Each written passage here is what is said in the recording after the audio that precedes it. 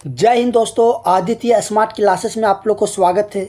Railway की तरफ से एक बहुत बड़ी भर्ती निकल के सामने आई है और वो आपका है आरआरबी पैरामेडिकल रिक्वायरमेंट 2025।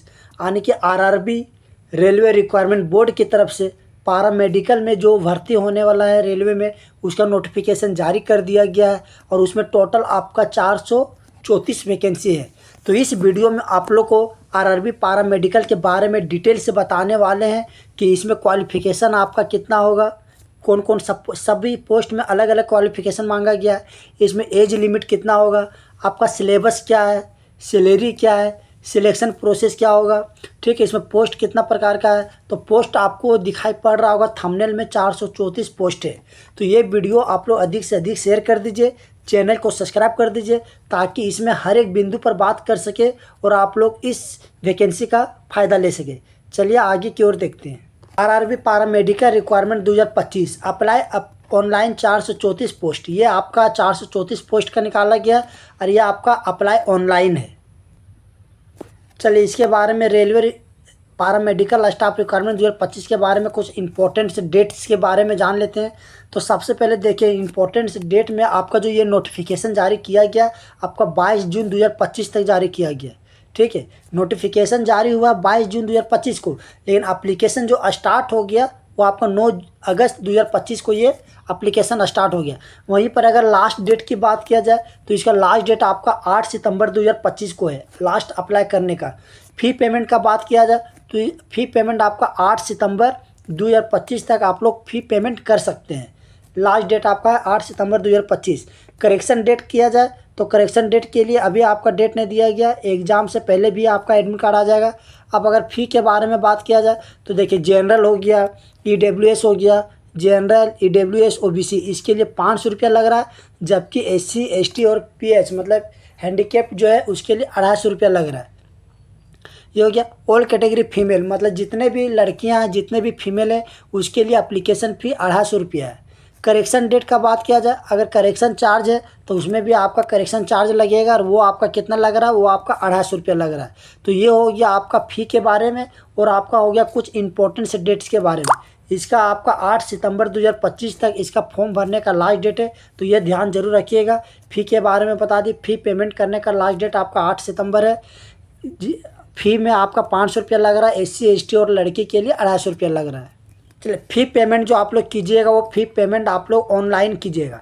और ऑनलाइन आप लोग किसके माध्यम से कीजिएगा तो देखिए क्रेडिट कार्ड हो गया, डेबिट कार्ड हो गया, नेट बैंकिंग हो गया, ये सब के माध्यम से आप लोग ऑनलाइन पेमेंट कर सकते हैं।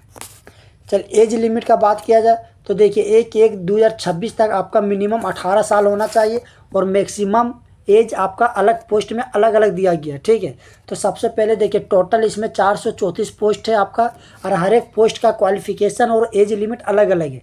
तो सबसे पहले देखिए मिनिमम आपका 18 साल होना चाहिए, मैक्सिमम अभी आपको हम बता दे रहे हैं। तो मिनिमम आपका 18 साल कब होना चाहिए, 1/1/2026 तक अगर आप 18 साल का हो जाते हैं तो आप इस फॉर्म को भर सकते हैं, अन्यथा आप इस फॉर्म को नहीं भर सकते। अब अगर मैक्सिमम एज के बारे में बात किया जाए तो देखिए मैक्सिमम एज आपका है, तो मैक्सिमम एज में अगर नर्सिंग सुपरिटेंडेंट का फॉर्म अगर भर रहे हैं, ठीक है, पोस्ट के बारे में बता रहे हैं नर्सिंग सुपरिटेंडेंट का, तो इसमें आपका मैक्सिमम 40 ईयर का होगा और अदर पोस्ट में आपका 33 ईयर मैक्सिमम है। जबकि एससी एसटी के लिए इसमें आपका 5 साल का छूट है और ओबीसी के लिए आपका 3 साल का छूट है। ओबीसी के लिए 3 साल का और एससी एसटी के लिए 5 साल का छूट है। तो ये हो गया आपका पोस्ट के बारे में और एज लिमिट के बारे में। चलिए अब वैकेंसी के बारे में जान लेते हैं कि कितना तरह का पोस्ट है और सभी वैकेंसी का योग्यता क्या क्या है। हर एक वैकेंसी का योग्यता आपका अपना अपना है। ठीक है, तो हर एक वैकेंसी और उसका योग्यता के बारे में बात करने वाले कि कौन सा पोस्ट में कितना क्या वैकेंसी और कितना योग्यता है।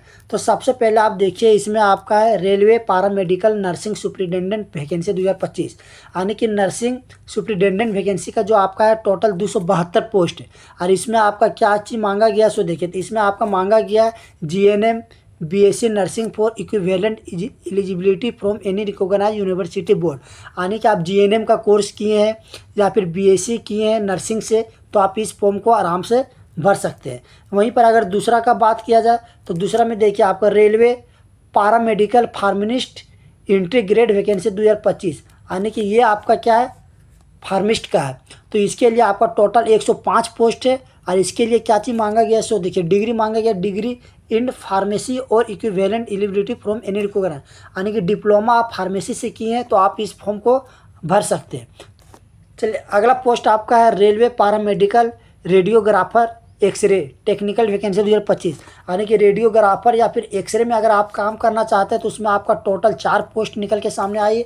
और इसमें आपका डिग्री मांगे गया डिप्लोमा इन रिलेवेंट डिसिप्लिन और equivalent eligibility from any recognised university board, यानी कि रिलेवेंट में आप डिग्री किए हैं, डिप्लोमा किए हैं रिलेवेंट में, तो आप इस फॉर्म को आराम से भर सकते हैं। चलिए अगला आपका जो पोस्ट है वो आपका पोस्ट है railway paramedical health and malaria inspector grade 2, यानी कि देखिए हेल्थ मलेरिया इंस्पेक्टर के लिए 33 पोस्ट मांगा गया।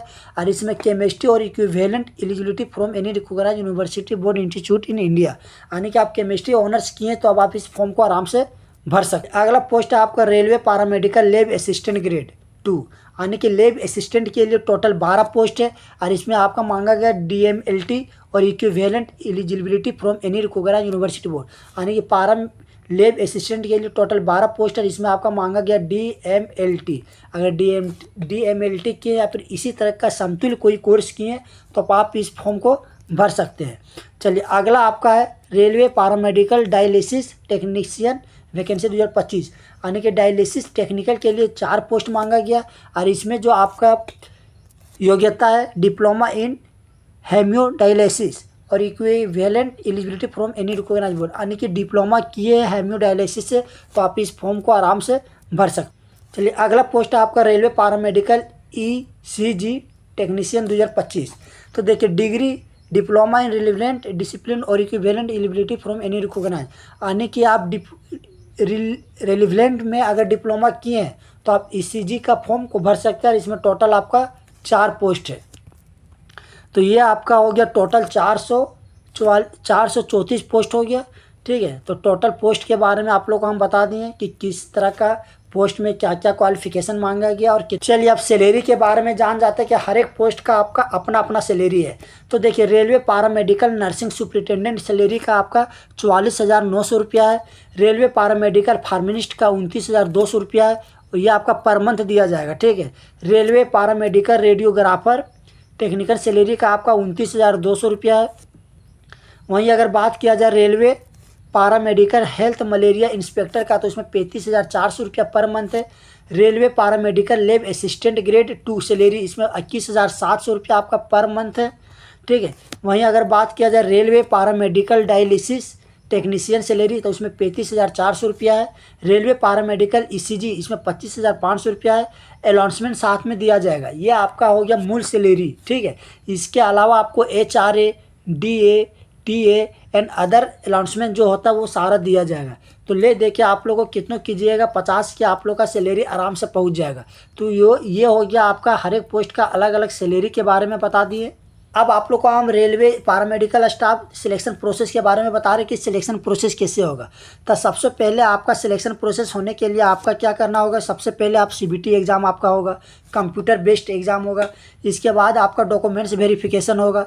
इसके बाद आपका मेडिकल एग्जामिनेशन होगा। इसके बाद आपका फाइनल लिस्ट तैयार होगा, यानी कि ये आपका 4 स्टेप से गुजरेगा। ठीक है, पहला आप क्या होगा CBT exam, documents verification, medical examination and final selection list. Final selection list में नाम आते ही आपका ज्वाइनिंग लेटर मिल जाएगा और आप रेलवे RRB पैरामेडिकल में आपका काम कर सकते हैं। चलिए अब हम कैसे अप्लाई कर सकते हैं पैरामेडिकल स्टाफ 2025 के लिए ऑनलाइन कैसे अप्लाई कर सकते हैं उसके बारे में बता रहे हैं। तो सबसे पहले देखिए इसको आप indianrailway.government.in ये वेबसाइट आपका है। इस वेबसाइट में जाइएगा, आपका पैरामेडिकल स्टाफ रिक्वायरमेंट 2025 का ऑप्शन आएगा, वहाँ पर आप लोग खोलिएगा और 9 तारीख से ये आप लोग का पूरी तरह से ऑनलाइन चालू हो गया। ठीक है, तो ये हो गया, आप लोग को हम पूरा डिटेल बता दिए RRB पैरामेडिकल रिक्वायरमेंट 2025 के बारे में। तो ये वीडियो को आप लोग अधिक से अधिक शेयर कर दीजिए, चैनल को सब्सक्राइब कर दीजिए और कोई भी तरह का अगर अपडेट आए तो सबसे पहले आप तक पहुँचता है, इसीलिए वीडियो को अधिक से अधिक शेयर कीजिए। चलिए मिलते हैं अगले वीडियो में, तब तक के लिए थैंक यू।